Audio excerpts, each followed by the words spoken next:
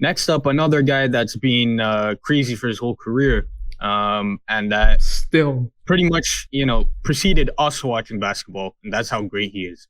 LeBron James, no surprise there. Year 18, still putting up an MVP caliber season. Absolutely crazy. There's not much you can say about LeBron that hasn't been said already. Averaging right now a measly 25.6 points a game, a measly 25.6 a game, 8 rebounds, 8 assists, off year, 40, man. Gotta 50% retire. from, yeah, off year, bro. 50% from the field goal range, or field goal percentage. And this is the big one I think that's being talked about a lot this season, but 40% from three, right? LeBron is a better shooter now than he has ever been, right? And he's getting, he's not at the prime stage of his career anymore. But, even he's talked about that this version of LeBron would kill his Miami days. And for good reason, because of the fact that though he is not as physically dominant as he once was, his IQ is just on another level. Not to mention the fact that his offensive game is as complete as ever. He's a legitimate shooter now.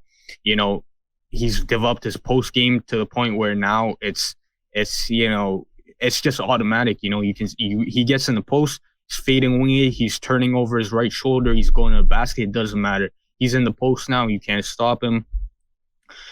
He's always been one of the best passers in the league. I think as well just give him the crown of best passer in the league, arguably him, Nikola Jokic. I think LeBron's probably the better one. But LeBron is just insane, man. Like there's nothing you can say. Again, his IQ level is just for me personally, I don't know, I never watched Magic Johnson personally. But I've never seen somebody control the game the way LeBron does, in terms of the fact that he will hold the ball for 20 seconds and will get a perfect shot right at the end of the shot clock. There's nobody I've seen better at controlling the speed, the tempo, the pace of the game, the shots of the game, the way that LeBron does right now in his career.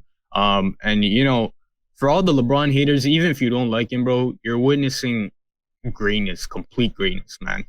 And even I think I gotta do it because like we both watch football too, but you have to respect Tom Brady in that regard. Though me and Hani both hate him, right? You can't deny his greatness, right? Similar to LeBron, for LeBron haters, you can't deny his greatness, man. He's just doing it again in year 18, man. Nobody's done this.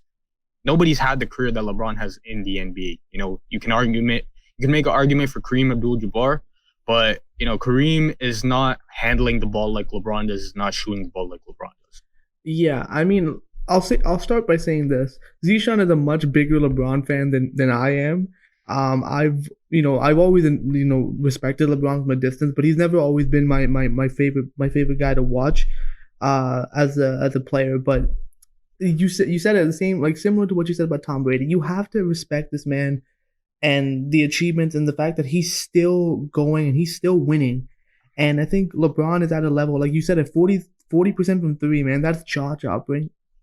In his 18th season in the career, 18th year of his career, and he's now evolved his game again, where now he's a 3-point shooter. It's incredible, man. And the fact that we even have to say anything is crazy, because there isn't really anything else to say. He's LeBron James. He's the best player in the world currently today. I don't care about Kevin Durant, Kawhi. It's clearly still LeBron James, and we've seen it, man. When this guy wants to dominate a game, he's the best, one of the best to ever do it. And I think Playoff LeBron. Yeah, playoff LeBron is insane. It's real. It's very scary and traumatizing for any fan base. For us in particular. For us in particular. But yeah, like I'm not gonna waste anybody's time, man. LeBron definitely deserves to be on this All-Star list. And he's, again, arguably, in my opinion, he's one of the greatest talents to ever play in this league.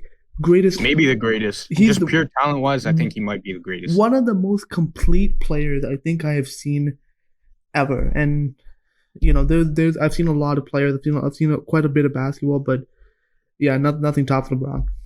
Yeah, for sure.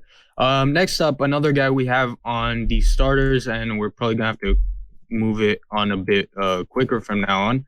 But another guy we have is Kawhi Leonard in the forward spot. Now, Kawhi Leonard is probably having his, a better year this year, and the Clippers as a whole have been this year than they were last year. He's currently averaging 26 points, 6 rebounds, 5 assists on 50% field goal percentage, 38% from three. Now, Kawhi Leonard, again, there's not much we can say. He's been in the league for a while. Maybe not the defensive player he once was, but offensively, he's gone better every single year. And right now, the Clippers have been rolling, thanks in large part due to their two best players. Yeah, I mean, I've always been a Kawhi guy. I've loved Kawhi, when he's during his time with the Spurs, and now like I think he's more determined this season, especially after what happened last season, and you're seeing it now where he's just coming in, he's dominating, he's being Kawhi Leonard, and again, like you said, he's not playing the defense that he once did. But we all know that whenever he wants to, he can get a stop whenever he wants. And now to complement that, he has this great offensive arsenal that he's developed over his career. So Kawhi Leonard is, again, another no-brainer for the All-Star list. Yeah, definitely.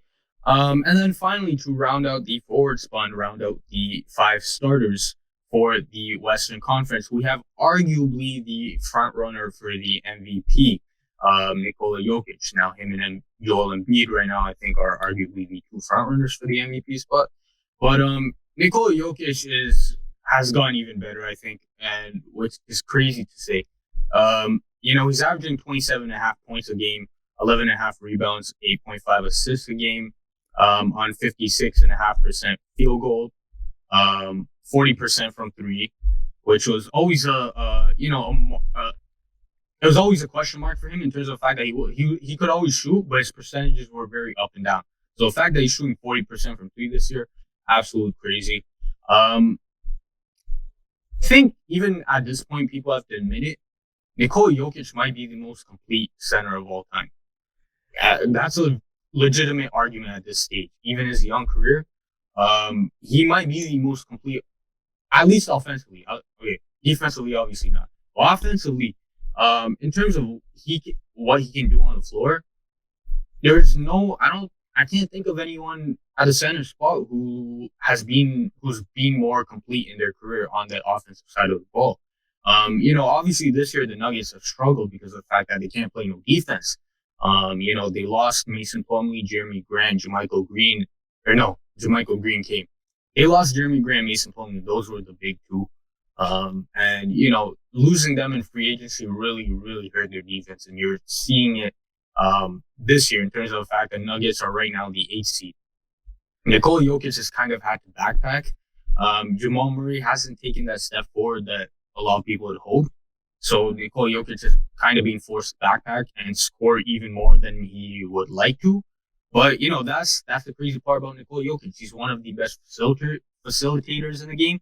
And then, if the team asks him to score, he's like, all right, I can score better than most people in the league, too. Yeah, Jamal Murray's waiting to be down 3-1 in a series for him to show up. So we're waiting on Jamal Murray.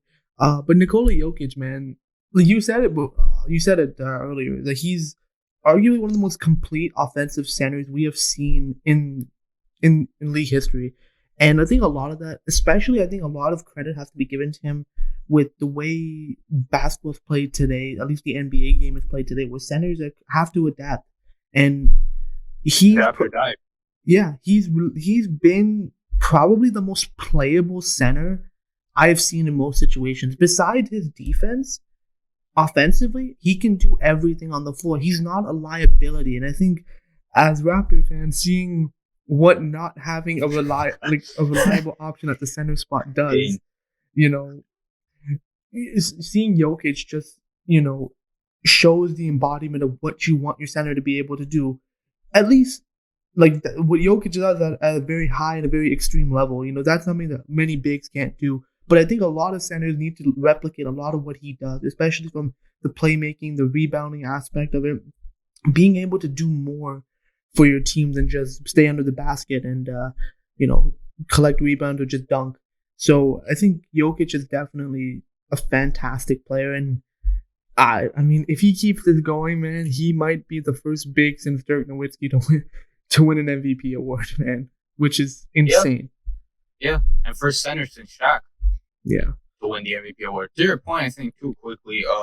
I think to your point, yeah, more centers need to replicate Jokic because of the fact that you think about him, he's not bigger than most centers. He's kind of average height, right? Not in terms of weight, but in terms of the height wise, he's not dominating a center in terms of the height. He's definitely not faster than most centers, not athletic, right? But it's just the fundamentals, man. His IQ is completely crazy. He gets in the post and he's his footwork is amazing to watch, man. It's like I play a guard position, right? But to watch him and his footwork, everyone has to try and replicate that, Nikola Jokic, and then even on the defensive side of the ball too. Whereas before he was complete liability, he to his credit tried to improve that game as much as he could. Now he's never going to be a great defender, but he's improved on that part of his game substantially. So shout out to Nikola Jokic, bro. He's definitely one of my favorite players to watch. Yeah,